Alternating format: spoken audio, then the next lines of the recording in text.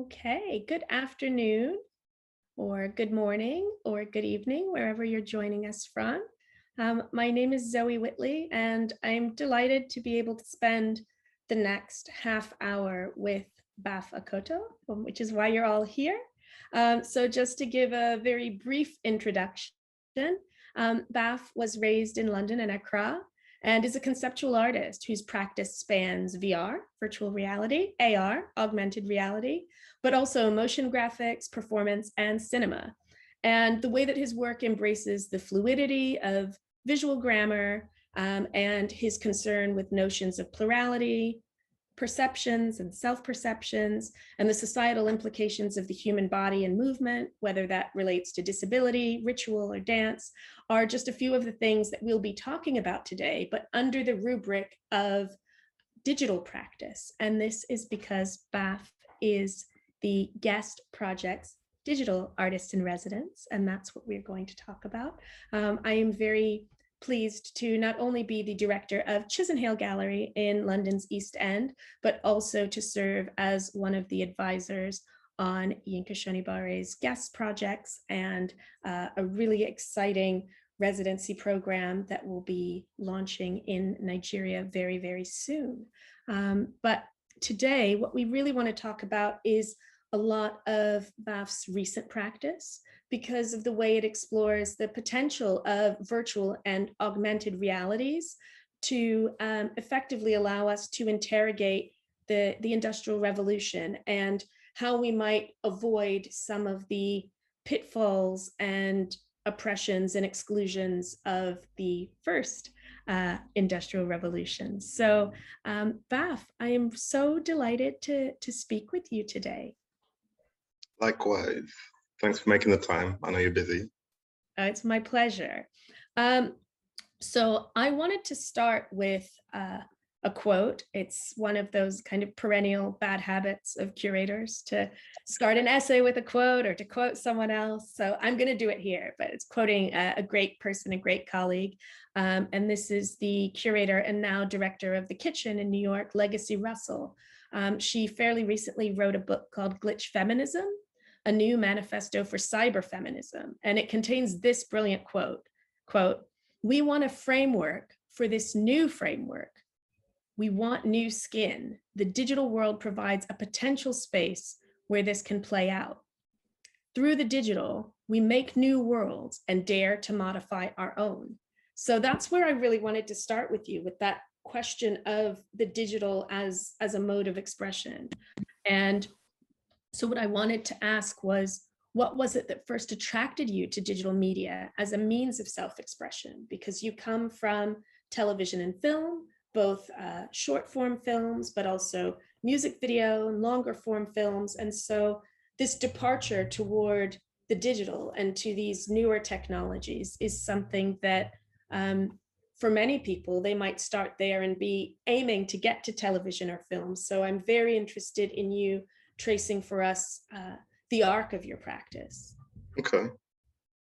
I mean, first off, I don't see a difference really between the medium, whatever medium you're using. I think underpinning all of it is sort of conceptual work, right? And that's something that, for me, when I started as a filmmaker, conceptual work was really around narrative, linear narrative storytelling. But the more time I spent as a filmmaker and understanding my influences and the things that sort of I resonated with and the work I resonate with, you start expanding your notion of what the mediums are for. And before I even realized I was an artist, I was aping artists that I hadn't yet known. And I think that process of coming to understand a little bit more about cinema and where my place was within cinema, that really led me to the art. And also just on a very fundamental sort of logistical level, emulsion and 35mm print, those are the sort of cornerstones of film. But around the time I was getting into it, digital mediums, digital cameras were becoming really common, very much kind of the norm. So I spent my entire sort of filmmaking career really with digital equipment, working with people who are able to render digital worlds for linear cinema and TV. But when I first came across virtual reality, which was my first foray into the digital sphere, it wasn't that big a leap. Conceptually, it wasn't that big a leap to kind of start applying certain ideas to that medium, to that sort of tools, that toolkit. There was a relearning of sort of the grammatical kind of necessity to relearn like how to put images together, because VR is such a different way of producing work. But the leap wasn't that, conceptually, the leap wasn't that far. Well, let's go back, because you said something really fascinating a few minutes ago about aping artists who at the time you didn't even know. Can you give us some insights into some of your aesthetic heroes or other kind of creative practitioners that have helped you, or been these kind of spirit guides, even if you've only really gotten to know them? Yeah, I guess, I mean, broadly speaking, they split into kind of older generation mentor type figures, and then my peers, or what I like to think of my peoples. And some of my earliest sort of influences with regards to my peer group were, painters, people who've been, someone like Daniela Johannes, who's a painter. Mm-hmm. And now recently she started making moving image work. She and I sort of grew up together as young sort of kids running around London. And I remember pulling her into some film stuff, and she'd show me some stuff she was making. And then she went off and became very, very serious about her painting and her imagery and these dreamscapes that she makes. She made a cover for you, right? Yeah. Sorry, I'm sitting with Hutchings just off screen. There we go. with Rebecca. She made two covers for you, yeah. So yeah, and I think, I don't know about you, but I found it really inspirational watching Daniela grow into the artist that she is now, and I still do. Then there's another friend called Ranti Bambala. She's a ceramicist, or she's become a ceramicist. But again, when we were just kids running around trying to have like a good time partying and looking for the next thing. So these were really important influences for me as I sort of was making my way with film and understanding about my artistry through, really a big part of it was watching them and their formations. At the same time, people like John Akomfra has been very instrumental for me, partly because he's an older Ghanaian artist, and I check for older Ghanaian artists. And also he's a filmmaker. He comes from documentary, same as me. And it's been really interesting understanding how he's maintained his practice through the ebbs and flows of kind of his popularity or fashionability. There's something really seismic about understanding, coming to understand practice over decades. And that was something that I couldn't really fathom when I was younger. And also it really just frees you up from the kind of day-to-day, what's in vogue, what's fashionable. Yeah, it helps you. So those are a few. Yeah, to help you stay the course for the long haul.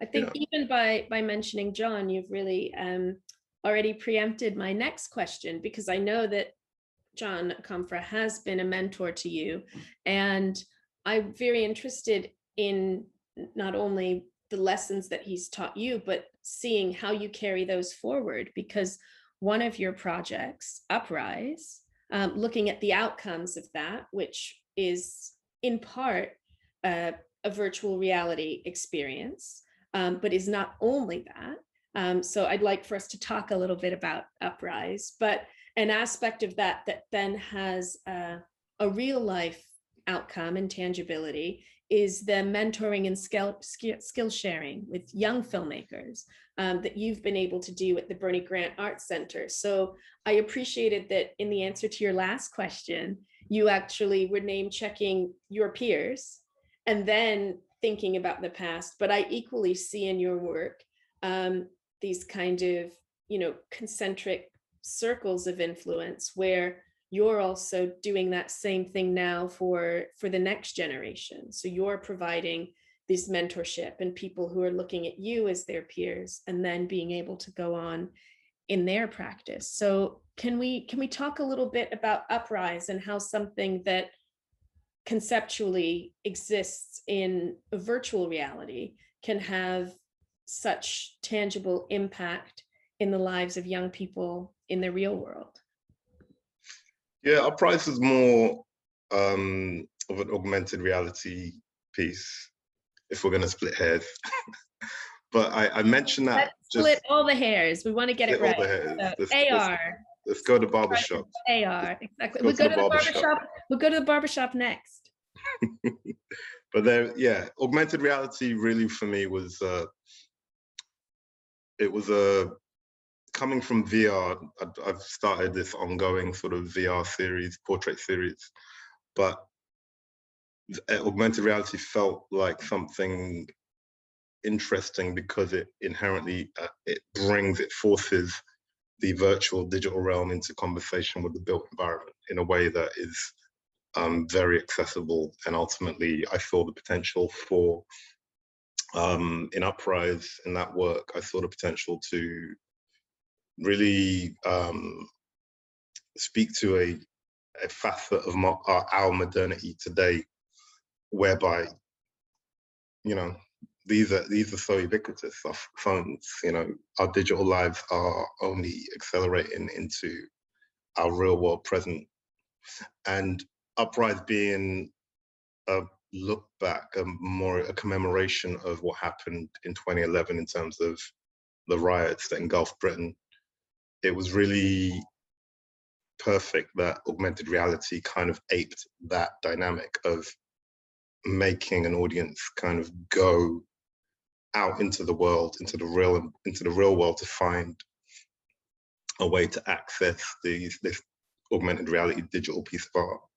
So I need your help to continue to split that hair. For people like me, can you help distinguish what separates AR from VR?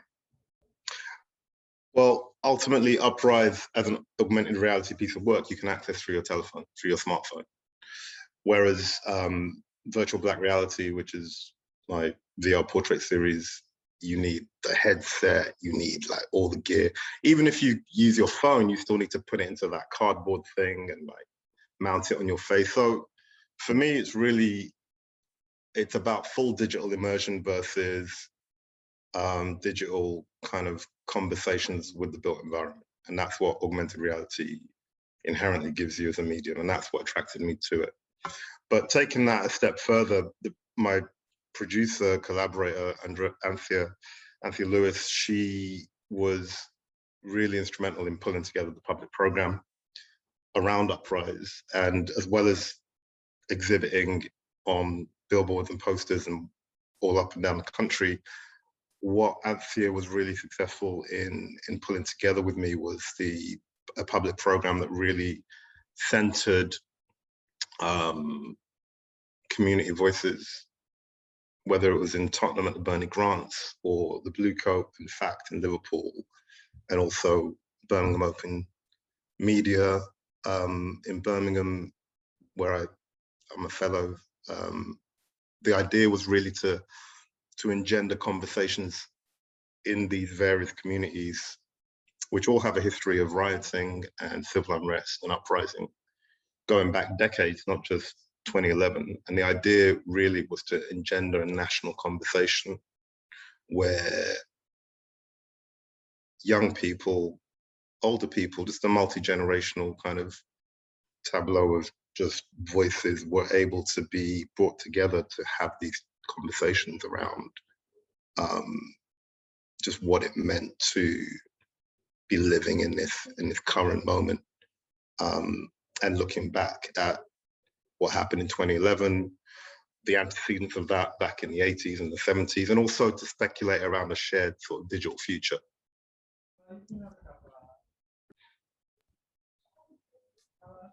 I think that's a really powerful way to think about how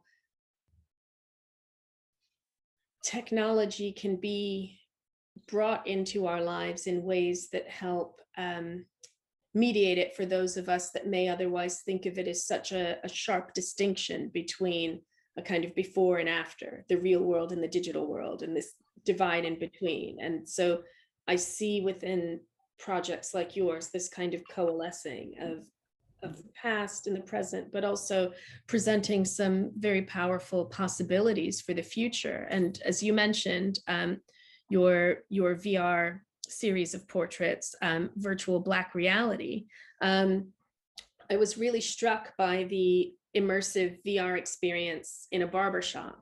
And the voiceover tells us, you don't come here to cut your hair.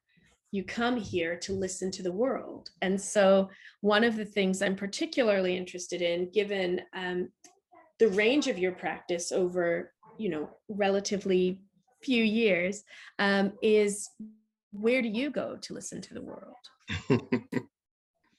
I'm from London, the world's here, But I mean, it's really interesting that Babs, the barber you speak of in Paris, he's a Hausa man from Ghana, but he's lived in Paris for a minute, and his particular brand, I mean, like the Hausa people across West Africa, they're transnational tribes. So you have the Hausas in Nigeria, Togo, Ghana, and I think he, in his microcosm in of himself, he speaks to that wider thing that I'm really interested in my work, whether it's 2D installation, moving image, whether it's AR, whether it's VR. The idea that diasporic cultural formation happens in a very intangible way, in a very subtle way, and it's transcontinental, it's transnational. I think being of that lineage myself, I don't necessarily, until you go to certain places where it's pointed out to you that, you might be a bit foreign, or the plurality that I'm inherently interested in is not necessarily de facto. Those are the moments when I realize, okay, maybe the viewpoint I inhabit isn't necessarily shared or default for others. And that's okay. But ultimately, I think I find those moments of communion with people like Babs, people like Shabaka, really nourishing. And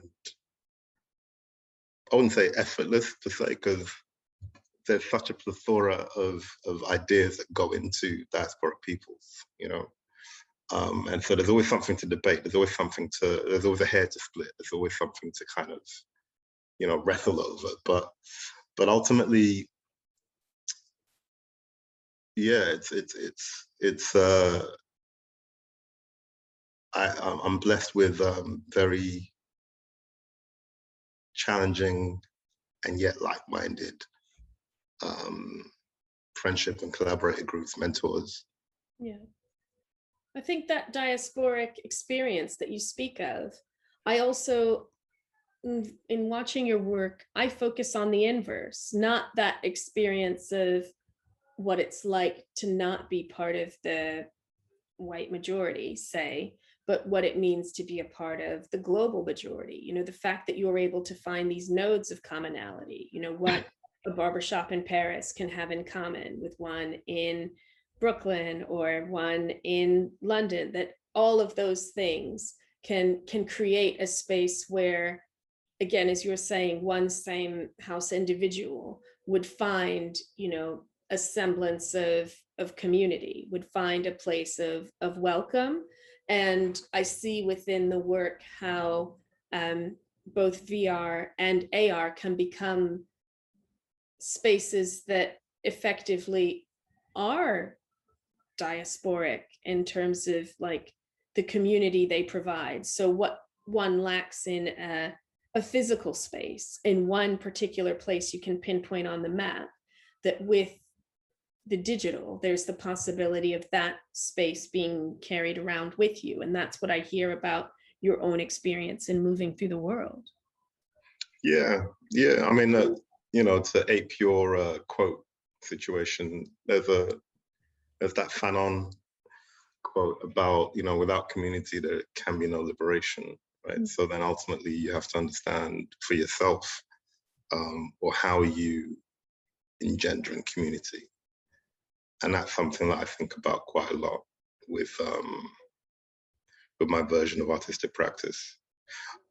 Particularly coming from cinema as a foundational practice, it's changing now, obviously, with technology, but ultimately cinema for 100 years plus has been communing in a dark room, sharing an experience, a singular experience, in a way that has been largely lost. I think we have lived in an increasingly secularized 20th century. 21st century is facing these kind of disruptive challenges where digital means that, cinema is not necessarily a communal experience anymore. Lockdown means that the theatre going experience has been reduced to streaming online. So I don't see, we talk about artistic purpose. Finding a way to commune through this technological digital revolution is going to be an increasingly it's going to be an increasing challenge. It's going to be an enduring challenge, because we're all just able, like, even in your own household, like when I was a kid in analog 80s, you had to kind of all come to one room and watch whatever, Dallas, Desmond's, Dynasty, whatever it was, right? Now, everyone in their own like little corner of the same room, not even like different rooms, is watching whatever they want. You know? So that's just a microcosm of like what society is going through right now. So it's interesting to me to think about how community can be engendered through artistic practice. So I want to ask you that same question then. So with future projects then, or through this residency, how are you engendering community going forward? That's something I'm thinking about. Uprise took us all over the country to have this conversation about 2011, about modern Britain, about the legacies of 2011 and how we live our lives, how we live our digital lives in the real world. And it just brought me into contact with a lot of people. I'm quite introverted naturally, and I don't get out much anymore. So suddenly to be like sensory overload with, young people in Tottenham, Birmingham, Liverpool, and older generations too, and just having this sort of wealth of sensory overload is just something I need to sit with for a little while. I'm exhibiting back in Birmingham in January, which will be my first physical exhibition at Birmingham Open Media, which is going to be interesting because I've only been exhibiting digitally during COVID. And then next summer, I'm part of the Whitechapel Gallery's London Open cohort. So those are two things that I'm slowly gearing up towards. And I think I'll answer your question at those exhibitions. You should come check it out. And everybody who's participating on the call now and watching, that's Yeah, what tell a that's where friend, we'll tell a have to friend. go. That's where we'll have to go for the answers. We're going to go to Birmingham, and then we're going to go to Whitechapel. This has been really illuminating. One of the things that we were talking about a little bit in our pre-chat, and because you'd mentioned Fanon, I'd be really fascinated to know, in the kind of, paper and print world, or it could be an ebook, but what you're reading now. I'm reading scripts, Zoe. Primarily, I'm reading scripts. There's a couple of writers who are waiting for feedback on scripts. Sorry if you're watching. And beyond that, been reading a bit of Alice Walker recently, poetry. I'm not so familiar with her poems, so that's been quite the revelation. She has some lines, Alice Walker. She's gonna do well. She's gonna do well. You heard it first, people. No. Yeah. No, who else? Audre Lorde. Audre Lorde's been actually similarly Audre Lorde as well. Yeah, been reading some of her sort of more poetic bits. I'm quite interested in even though I don't write myself per se with words, I'm quite interested in how writers are able to kind of embody different forms, right, with their practice, with their words, whether that's long form novels, short form essays, non-fiction writing, poetry, theatre, even journalism, and I find people who can do that well fascinating, because I remember telling my daughter I gave my daughter a Giovanni's room when she was way too young. Way too young. But and it was interesting, sort of, if you only read Baldwin's novels, he is a different entity than if you read his essays, either in addition or on their own. Yeah, you definitely get different facets of the man that emerge. Yeah. So that's what I've been doing. I guess I've been digging around for different types of texts from authors that I kind of know. Thank you to see what else. A half an hour goes way too quickly. Time's up. Oh, well, just about. But because there is a question in the chat, I wanted to put it to you. Cool. Sandra Lewison is asking, how do you as a digital media artist capture or map interactions with your work, or do you? Yeah, how do you? Same way Facebook does, I guess. They just track you. It's a lot easier. It's sinister in how easy it is compared to someone walking past a picture frame in a gallery. Yeah, so I mean, those metrics are interesting, less so than if I was a commercial entity. I'm a lot more interested in engendering conversations around the work in the way that we did with the Uprise Public program, which is available on the website, anybody who wants to check it out. But yeah, I think whatever the medium, and hey, I'm definitely already engaging in sort of more standard photographic work that may hang on walls, or I'll do something else with it. I'm still producing long form linear movies. We've got one premiering in London next week called Queen of Glory. Come check it out. So yeah, whatever the mediums are, ultimately you've got different ways of kind of tracking audience engagement. But that's more a question for people like Zoe, because she runs a building and she needs to justify funding and all that stuff. I just make art. No, I think that is precisely it. I appreciate how much you framed your own practice as discursive moments. So it's not something that is transactional or a series of metrics, because what it is a series of conversations. So I really appreciate having been able to have this half an hour conversation with you, even though it's gone way too quickly. It felt like 5 minutes. But we will have to do it again, and knowing that your work can be seen not only online, as you've said, but in London and soon to be in Birmingham and then back again in London next year, gives us all things to look forward to and ways to continue the conversation with you. So thank you very much. Thank you. Okay. Cheers for coming, everyone.